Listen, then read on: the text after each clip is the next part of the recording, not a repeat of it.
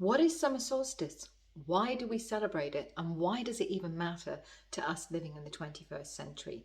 In this video, I'm going to explain all that and also tell you how you can use the celebration of the summer solstice to connect with your own personal power and supercharge your energy for the rest of the year.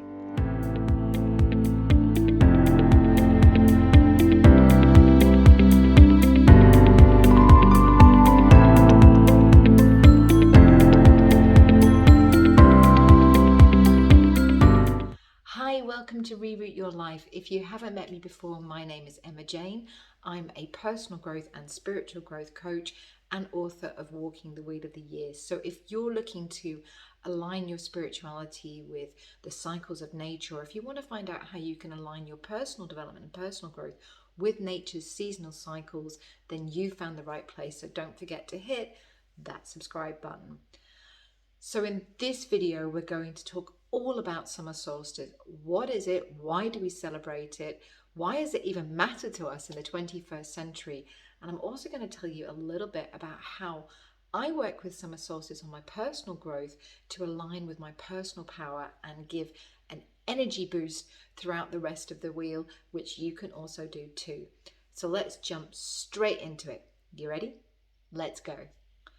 The word solstice actually means to stand still, and it's used to describe a solar event, something that happens every year. So this is not a specifically religious celebration. It's something that actually happens within nature every single year. Now, the summer solstice is usually somewhere in between the 20th of June to the 22nd of June. And you'd honestly, whatever year you're watching this, have a look at Google so you can find out what time the summer solstice is in your particular year that you're watching this video. In 2021, when I'm making this video, the summer solstice actually falls on June the 20th.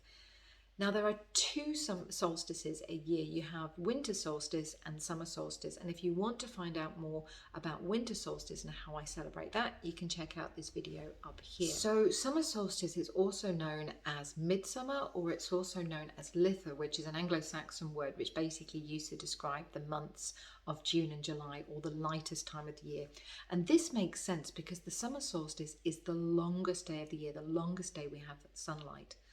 So in the northern hemisphere, which is where I live in Denmark, this is the point where the sun has gone to the farthest north on the celestial equator. Now, if you live in the southern hemisphere, you're going to be celebrating the shortest day, known as the winter solstice, when we in the northern hemisphere are celebrating the summer solstice. And again, if you want to find out more about that, the symbology, the history, then check this video out above.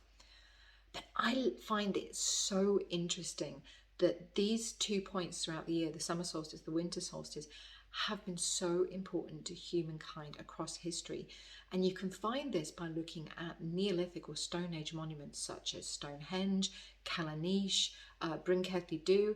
They're all aligned to the summer solstice sunrise, saying that this was a really important time for our ancestors. Now, some scientists and historians have come up with a theory that summer solstice was part of the farming calendar, and that's one of the reasons it was so important to early humans. But it's celebrated in so many different ways across the world. So, for example, the Nile in Egypt, that actually floods at the summer solstice. And it was also something that was celebrated in China with this yin and yang energy. So summer solstice is the point of stillness in between the yang and yin energy, and after summer solstice, then the yin energy, the female energy, starts to take over.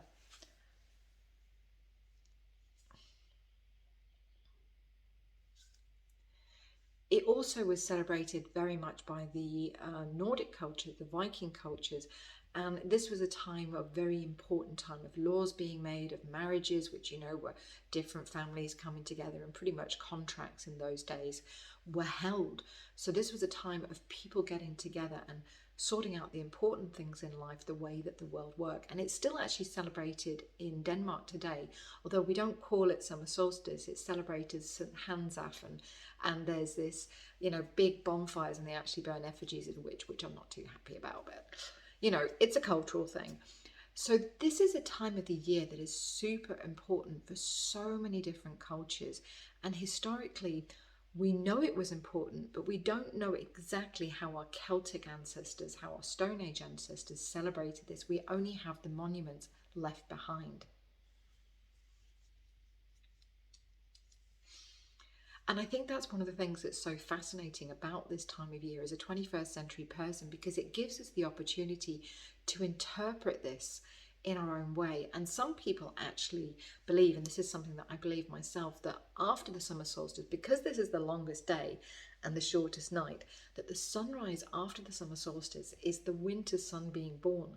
Because from this height, this power, this fullness of the journey of the sun, the day after, it's where we just start to see a tiny little bit of less light. So it's here in the middle of the summer, at the height of the sun's power, it gives birth to this new winter sun that's going to sort of lighten, and the colours are going to lighten. So it's a huge part within the cycle and the turning of the seasons.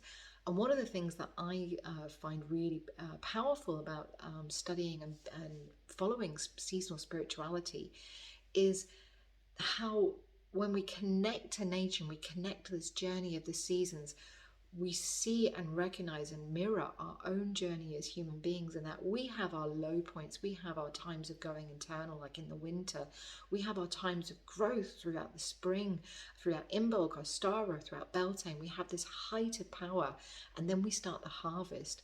And I align this very much with my goal setting, my manifestation journey. If you want to find out more about seasonal spirituality, I've actually made a video about this, and you can follow the link up here to find out more about that. So why do we even care? As 21st century people, why is summer solstice important to us? So one of the things that I've learned through practicing seasonal spirituality and aligning my life with the wheel of the year and nature's cycles is how much we as human beings actually get affected by these big solar points in the year where we get these shifts in daylight and night. And it's something we're not very conscious of. But what I've noticed at the solstices particularly, and particularly at summer solstice, is there's this feeling of being emotionally wobbly. I can't put it in a better way. I haven't found a word for it, so I call it emotionally wobbly.